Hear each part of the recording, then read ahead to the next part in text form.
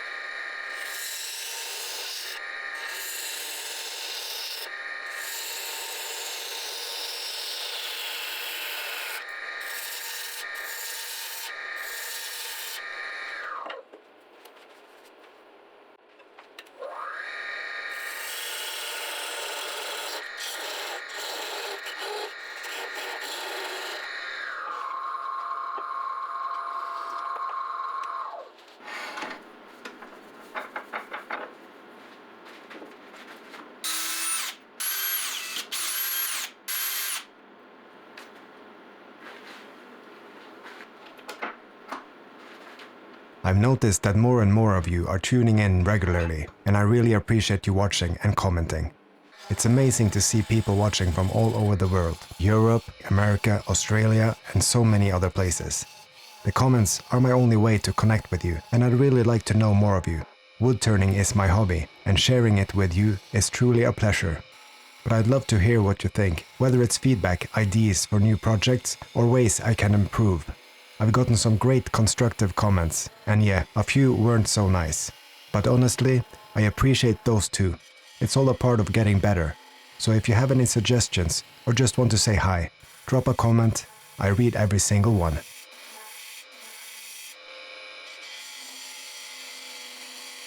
Up until now, this has been pretty straightforward, basically like turning a bowl. But things are about to get a bit more interesting. Making this into a lamp is a different design challenge. I need to make sure the pieces fit together and that the socket and bulb fit perfectly too. But let's finish hollowing out this bowl first.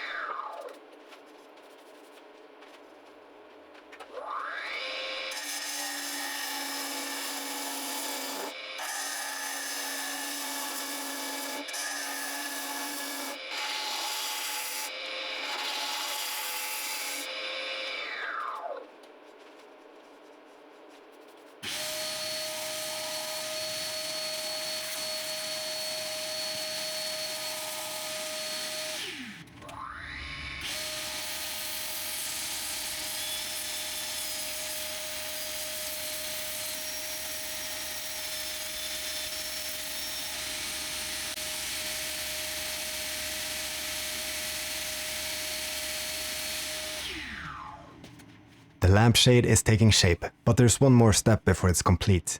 I need to adjust it to fit the socket I bought. It comes with a ring that screws onto the socket to hold the lampshade securely in place, so I'll be turning the inside to ensure a snug fit.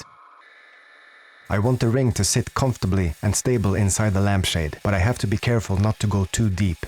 If I do, there's a risk of making the wood so thin that light shines through, or worse, going right through the piece.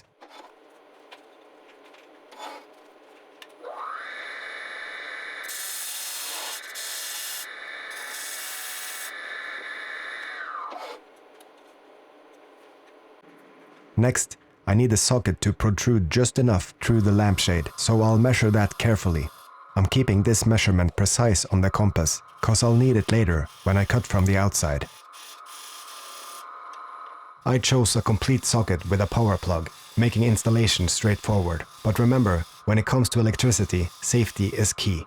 Never attempt any wiring yourself. Always use a certified electrician to make sure everything is safely connected and up to code.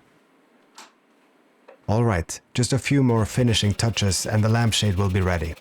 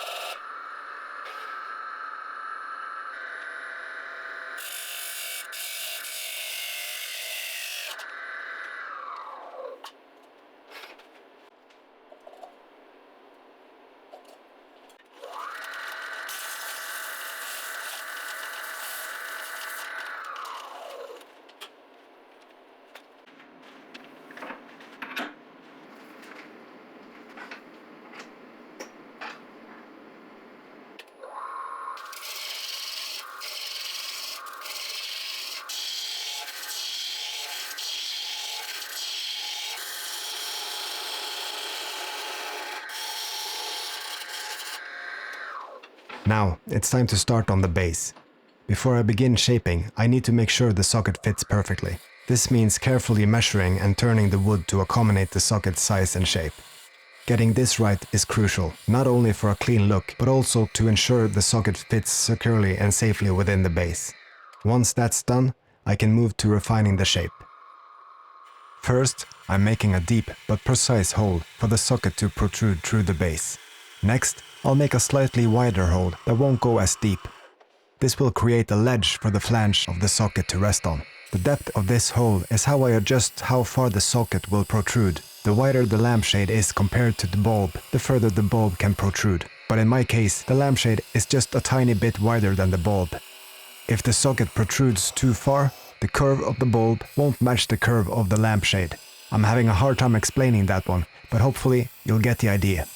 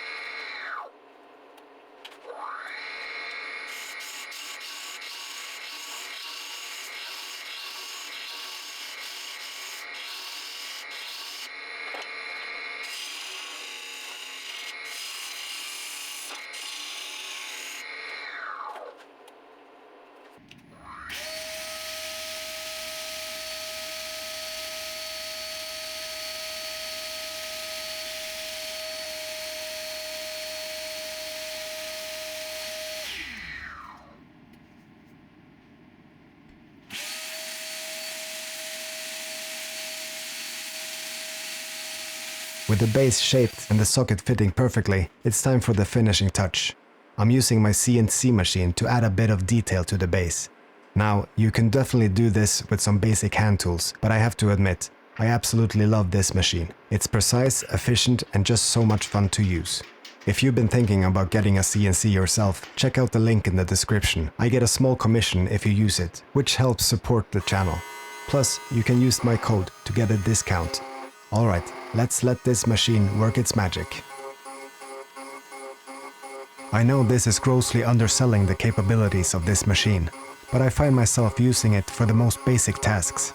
I actually think that's a good quality. You can use it to make extremely advanced designs and engravings, and in this case, you can also really quickly make a basic groove for the power cable on this lamp.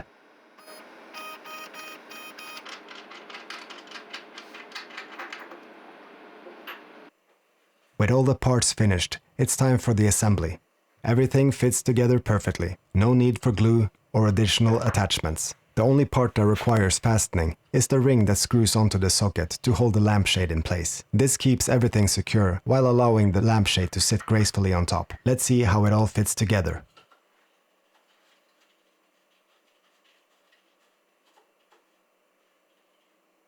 I've got two options for the bulb, a clean white one and a see-through rustic version.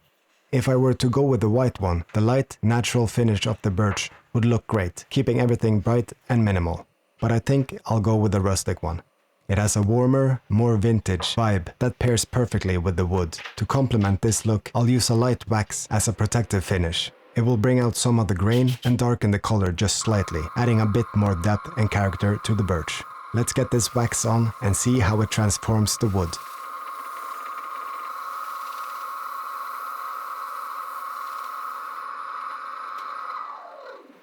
The wax finish looks great, and I'm very happy with this project. A handmade wooden lamp with a touch of Scandinavian charm. I hope you enjoyed watching the process. Thank you so much for tuning in and supporting the channel. If you found this inspiring or learned something new, don't forget to like and subscribe.